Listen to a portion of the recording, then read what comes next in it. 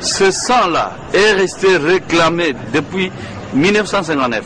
C'était le 4 janvier. Vous savez que nous n'avons pas bénéficié de cette indépendance, malgré que le colonisateur est cédé.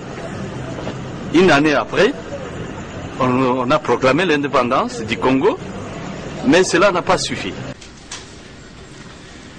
Nous avons également notre troisième lauréat. Il s'agit donc du prophète de l'Éternel. Il s'appelle Paul-Joseph Mukungubila, l'ancien candidat à la présidentielle de 2006. Il est empêché, il est à Lubumbashi, mais son représentant, M. Mathieu, est là. Il a un carnet d'adresse aussi garni parce qu'il a rendu énormément service à la nation. Très rapidement, il est né le 26 décembre 1987 dans le territoire de Kabalo, à Kisala, où l'étoile météorite dans la période est tombée à Kabalo. A noter que Kimbangu avait prophétisé pour l'avènement d'une étoile de ces contrées de Kabalo à 12 ans seulement né. À 12 ans, il reçoit la Bible comme troisième prix d'excellence dans une école catholique. Le fait est exceptionnel parce que à l'époque, l'usage de la Bible était réservé au clergé.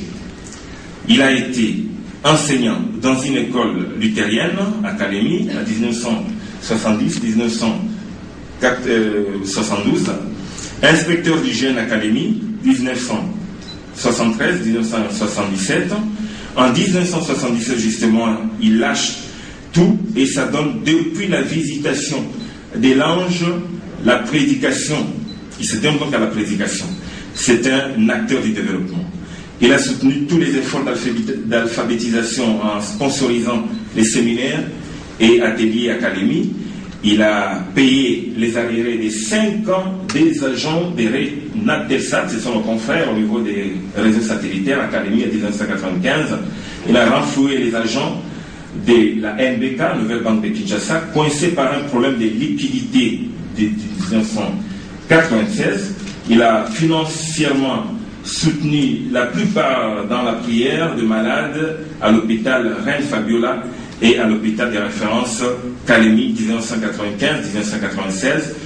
Aujourd'hui, les riverains de la route Makala à Kalemi se souviennent de cet homme de Dieu avec nostalgie, car les prophètes des années durant n'a ménagé aucun effort pour maintenir cette grande voie d'accès.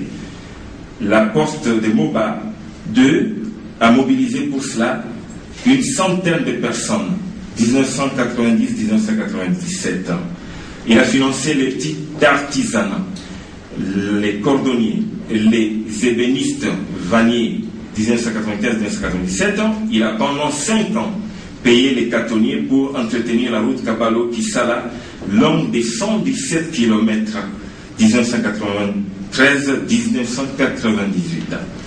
Il a construit les ponts de Kasingé pour désenclaver son territoire, 1996. Il a équipé la salle d'op de l'hôpital de référence de Kabalo, 1996-1997. Il a pris en charge la fin des études d'un étudiant en médecine avec engagement de le prendre en charge totalement, comme il avait accepté d'être médecin à Kabalo, qui était resté sans médecin pendant 4 ans durant, 1997.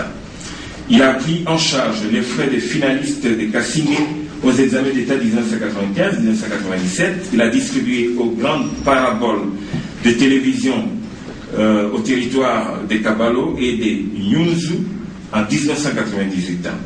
Jusqu'à ce jour, il a une équipe de voirie à Kabalo, c'est depuis 1995. Il a électrifié son village. Kisala construit un centre, toujours par lui, d'accueil, un centre également de santé et une école à 1997-1999. Il a entretenu des années durant en payant 30 cantonniers entre les tronçons de 35 km Kolwezi, moins fou pour ceux qui fréquentent souvent la province du Katanga. Ils peuvent donc se retrouver depuis 2003. Il a sponsorisé des radios communautaires à Kolwezi, achetant matériel et consommable 2005. À Kinshasa, il a financé le projet des fins d'études des étudiants de l'ISP Gombe en hôtellerie, j'allais dire, première promotion. Il a payé des billets pour l'Europe à des étudiants de 3 cycles et même à des agents en formation. Il a financé à Kinshasa des projets des ONG. Il a souvent aidé également les organes de presse en difficulté. Le prophète Joseph-Paul Mokongobila a également à son actif un fondement de l'idéologie de la restauration. C'est la constance qui a fait qu'on puisse décerner ces diplômes de mérite à l'homme de Dieu et qui a fait qu'on puisse voir en lui aujourd'hui l'homme politique le plus excellent de ces pays.